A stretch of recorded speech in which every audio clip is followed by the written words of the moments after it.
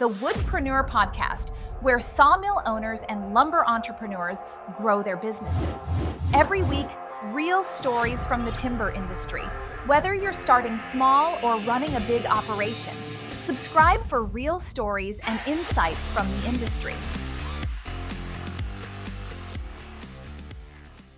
Hello, and welcome to a brand new episode of the Woodpreneur podcast. I'm your host, Jennifer Alger, longtime advocate of urban wood utilization. And today with me, I have Kelly and Caleb Greer of Urban Tree Merchants out of Texas. And I've had the privilege to be in an event where they were. So I've got to meet this amazing couple in person and get to know them a little bit and learn a little bit more about their passion, which is also urban wood. Yes. Which is also urban wood. So Urban Tree Merchants like to convert their wood into amazing products. So Kelly and Caleb, welcome. Thank you so much for being on today. Why don't you tell me a little bit about your business and how you got started? Sure. Oh, I used to climb trees and do tree work. My dad started a company back in 2008, and he's a master certified arborist now. And now my brothers run that company, and I kind of split off to go to college down in Arlington. During that time in college, just started experimenting with using the wood. I made a little chainsaw mill and cut some slabs and built a table and started doing stuff in the backyard, and just it's kind of grown from there. Great. But the inspiration was just seeing how much wood was thrown away and wasted whenever I was doing the tree work.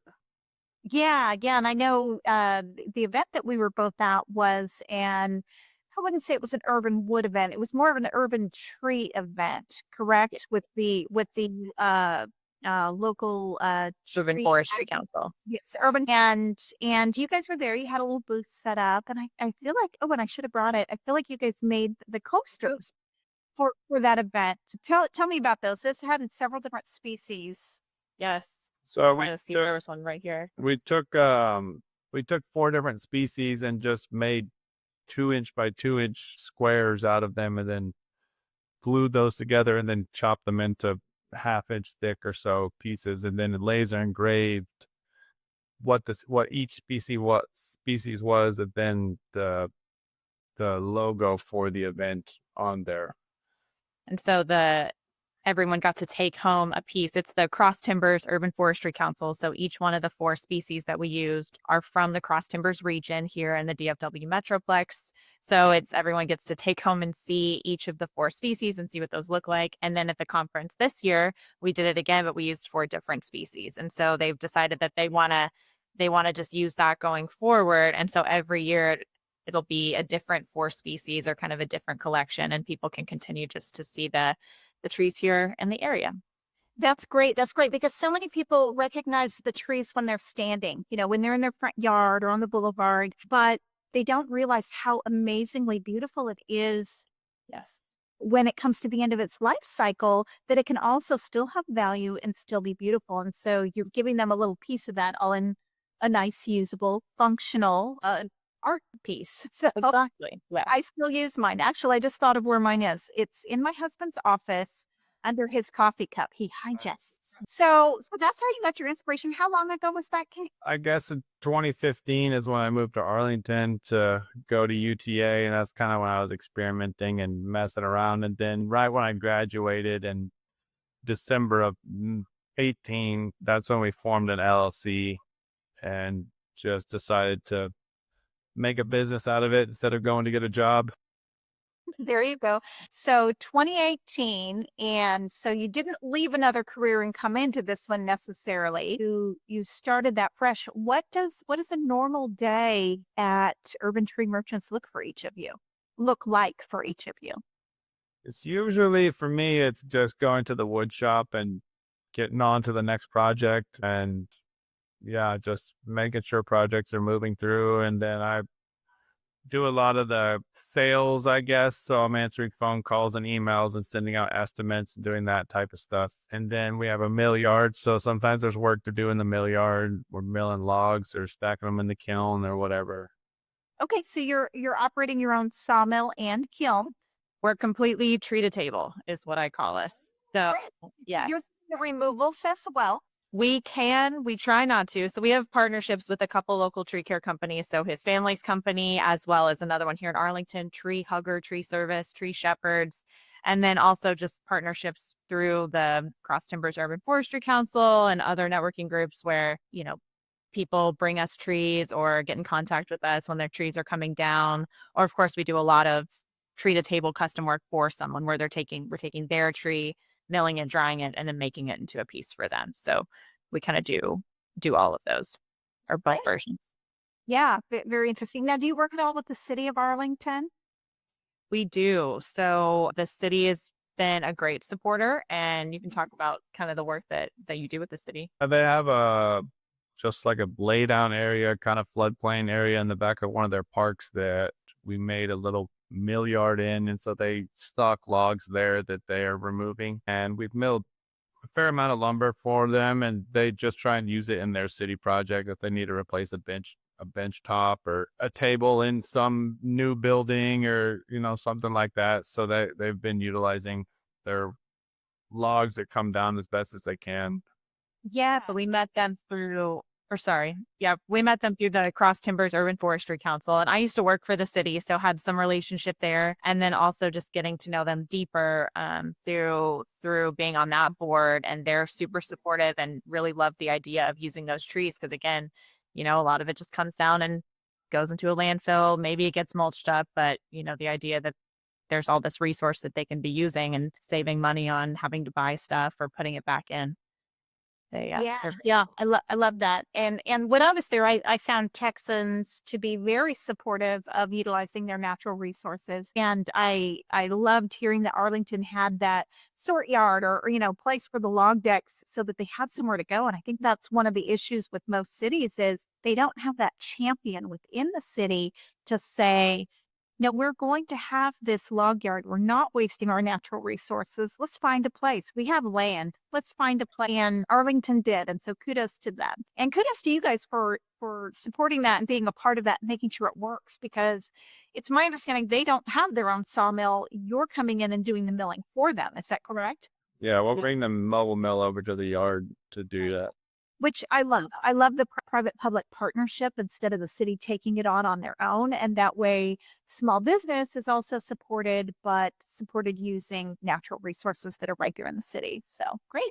So what are some of you said they're taking that wood that you've milled that's come out of the city of Arlington. What are do you get a chance to build any of those projects that are going back into those buildings? We'll do some of the work on them, like some of the finishing work. We'll plane them or cut them to the right size, and then they'll often do the sanding on it and oiling. So we do some of the finishing work, the stuff that they don't have the equipment for.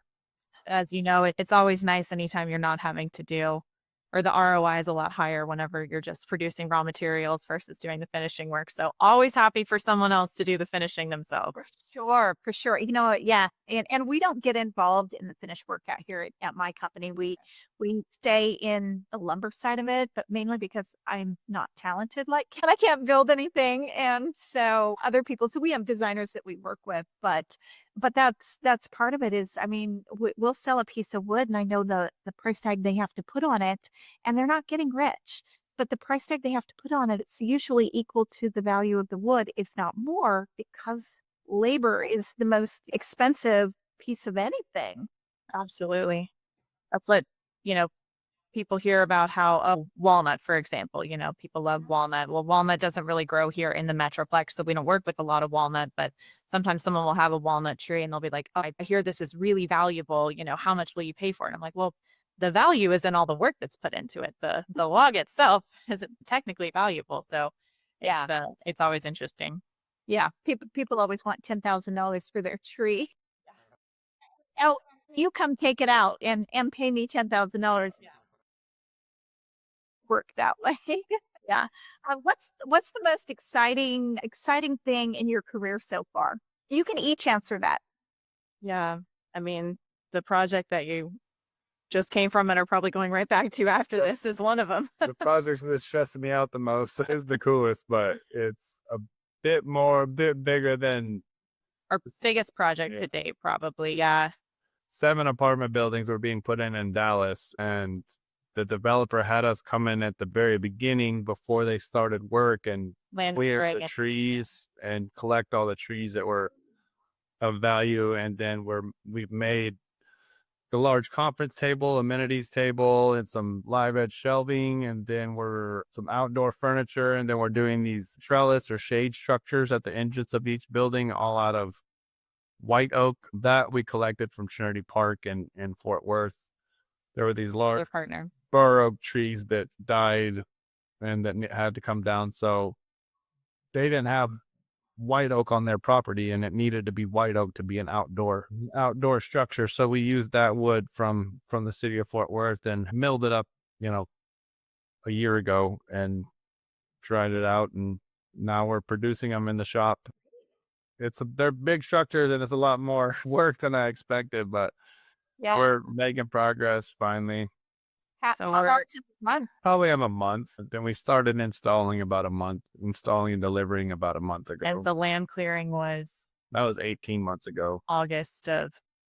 Oh, wow. So Yeah. So we did the original initial collection, which we did in-house, over 18 months ago. And now we're finally at the final stages of the project, putting the finishing touches on it. But it was really cool. And it's a really exciting project because it's proof of concept for us to show Right. people that you can actually take the trees that you're removing on a site, and it's not just beautiful, but structural, valuable, viable lumber. And then also just Right. cost effective element. Because even whenever you're having that conversation with someone, they're like, oh, but yeah, but that's going to be so much more expensive than buying from Home Depot or, things like that, or, buying from major box stores. Whereas we're able to show with this that it's not, it's the same cost of it. Or it's, price wise, very comparable. And then you can actually use your own resources and do it all, from your own resources. So we're really excited to be able to finish this project and then showcase it as who else wants to do this. Yes, yes, I love it. I love it. Yeah, who else wants to do this? So you said showcase. So you are documenting this as it goes through, getting great video, telling that story, I assume. Yes, we are. We are definitely doing all of that. That's one thing that Caleb has always been really good about and working on teaching the guys to do as well, is getting those photos and videos all throughout the phases of every project. So every customer goes home with a photo album, a Google photo album, or digital photo album with photos and videos before and afters, all the progress. And so we love being able to showcase that because it's, the story of the wood is what we're telling. And so we like to say that we give trees a second home. So it's, giving them a second home, giving them a second life. And so what does that look like? What is taking that tree and then it becoming a dining room table? What's that process? So we love being able to showcase all the steps of that with every project, not just with this one, but, even milling is just Right. really cool, opening the tree up and showing folks that. Yeah, that's a great selling tool, but it's also a great it's a cover yourself tool so that you know the process was done correctly. You see it, you have digital documentation all the way through the process. And now you can, do you ever find that you're able to show a client, hey, here's where we're at, or a client asks the question, you go, no, here's a photo, here's what we did, or here's a video of what actually took place there. Has that ever happened with you? Absolutely. That happens all the time. Or we often, especially from tree to table, when it's a long-term project, we'll do a 25% deposit when it's milled, and then 25% once it's dry and goes to the shop, and then the remainder when it's finished. So being able to have the evidence, or show them that it's now at the shop, or, a moisture meter on it, it's now dry, those types of things. Or people are 45 minutes away and they want to see a color or see the color of the epoxy, or yeah, we definitely use photos to reassure our customers that we're doing the work. Great, great. Yeah, good. I started and it's so, you know me, you follow me on Instagram. I'm documenting everything. I'm telling all the stories at Far West. But one thing that had never occurred to me, even though I have all the documentation there, until we went, and it was at the seminar that I attended and spoke at. Well, I cannot remember her name, but the tree wizard lady. Do you remember her? And she had said that they do that digital documentation with their tree service work. And after that, I was like, oh my goodness, I'm going to take the little videos of these things, and I'm going to upload the little photos of stages of the project to show, hey, we're ready to bill 50%, we're ready to bill 75%. And I attach those to the QuickBooks invoice. So the documentation's there and it shows, hey, it's ready. This is what it looks like. And so then they're able to preview it. And I was like, it's so simple. Why was I not doing that before?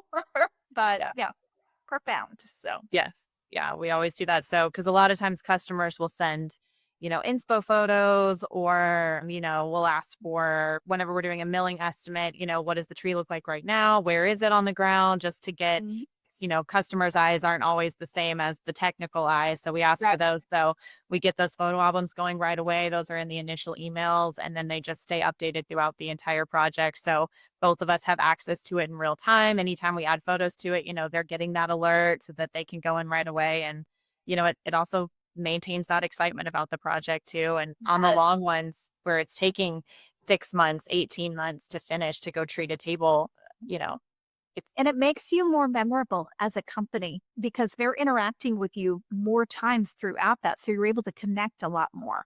And so, yeah, definitely valuable there. So next time they need something, they're going to go, Caleb and Kelly with Urban Tree Merchants. Remember how they stayed with us through the whole process. So I think that's huge. That's very good.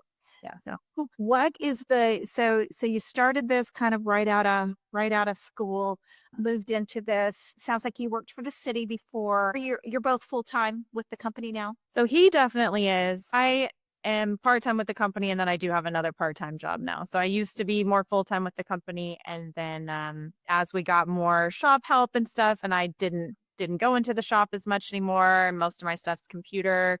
I pretty much I run the business side of things, and then Caleb's all of the day-to-day, the shop management, all of that, and then sales. So everything I do is on the computer, so it's easy for me to have another part-time job as well to, Great. Pay for all this. we pass by, pay for all the stuff. Yeah, exactly. Yeah, great. So in all of this, was there ever a time when you went, oh my gosh, what have we done? I want to throw in the towel and I want to throw it in now. Was there ever a time like that? I mean, Many. I'm going to find out if you guys are truth tellers. oh yeah, no, all the time. Yeah, definitely with this project right now, where it's just a bit bigger than our company really can handle. There, Yeah. it's stressful, and the money's running out, and cash flow, and just all that. My gosh. business Cash stuff. flow. Yeah. You're like, oh my gosh, this is such a profitable project. Way over here. But what about today? Yeah. When it's Cash- done, there's going to be all kinds of money, but today there's not. Right. Yeah. I'd say small business owner. I feel your pain. What's the biggest obstacle that you guys ever encountered in the business? The one that made you get to that point of, oh my gosh. I think there's two big ones that always come to mind for me. So number one's obviously labor. Yeah, Got to be able to do the work. So whether it's, finding all the time to do all the things ourselves, or having consistent quality help is hard to find, or you find it, but it's really expensive, or it's someone with a great work ethic, but doesn't have the skills and tools knowledge, or they have all the knowledge, but they're really frustrating and difficult to work with. It's hard to find solid, good, consistent help. So yeah, that's definitely one that just kind of is. That affordable labor is, I think, one of the biggest struggles with most. Well, that and cash flow, but that it's so connected to cash flow because you're paying, and it's not that they're not worth it, but Yeah. you're like, yeah, I know you're worth this, but they're only going to pay this for the product. But I'd have to balance the two. I think that's one of the biggest struggles with small business. So Yeah. Yeah. And then the other one, well, so there's one other big one that's where, especially right now, is a struggle as we try. And so we've really focused on the custom woodworking side of our business previously. And so now we're trying to not necessarily pivot, but let it keep rolling, and then focus more on the raw material side. And just that education element of urban wood is usable, it's viable, and not just that it can be a dining room table, but it can also be structural beams. It can be 2x4s, it can be lumber. So finding clients in that area, finding partners in that, and then also just educating people on the fact that it's all right here, and it's affordable, and it's usable. It's usable and wood is good. Yes. Yeah. when you guys logged on this morning, I was coming over from Urban Wood Network webinar where Rick Siewert's talking about the new marketing materials that are coming out for the Urban Wood Network. And I know you are also members of the Urban Wood Network. I think that's probably how we met, is both members of the same organization. And so it kind of leads me into the question I usually ask people: what's the thing you're the most passionate about in this industry, or in the wood industry in general? Well, and I mean, you can answer that, but it's why we started it in the beginning was, like you said, Just seeing the trees used and just, I mean, it's hundreds of trees and they're 100+ years old oftentimes. They're just, and I work with 2 tree companies in the city and have more logs than I know what to do with. And so Yeah. that's the challenge, is, okay, producing inventory out of it, getting it dried, and then marketing it takes a lot of capital It does. where you see any return on investments.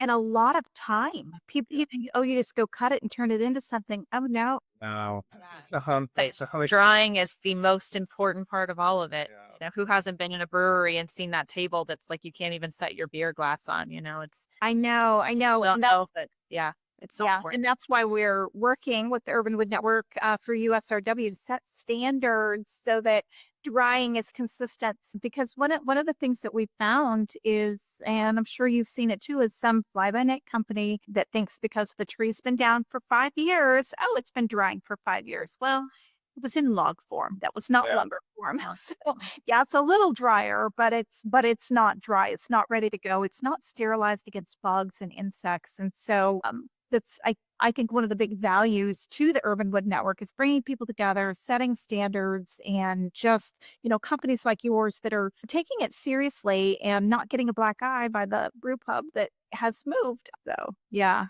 very, very, very important step. So what are some of the things that you guys do for marketing your business? Professional networks is a big one. So members of the Chamber of Commerce, the Urban Forestry Council, woodworking groups. So just people seeing our business, obviously social media as well, seeing us, seeing our business, seeing the work that we do. Honestly, a lot of it, if not, I mean, I would say at least 75% of it's just been word of mouth and presence. So just seeing us, seeing what we do, other people talking about us. Right. We really haven't and still don't spend a lot of marketing dollars or advertising dollars or any of that. We've done some events or, a sponsorship here or there, a partnership here or there, stuff like that. But the majority of it is just presence. Whether it's digital or personal presence. Yeah. Right. Making connections with real people who are real decision makers who can really purchase the product. Yeah, that's very important. What's one message? I know we talked about kind of the big interest in the industry. You love urban wood, you love recycling, but what's another message that you might want people to know about your business or small business in general? Yeah, I mean, I guess that the wood that grows here is as good as the wood that you buy from the store. Yeah. People don't often know that, oh, you can use that tree. Maybe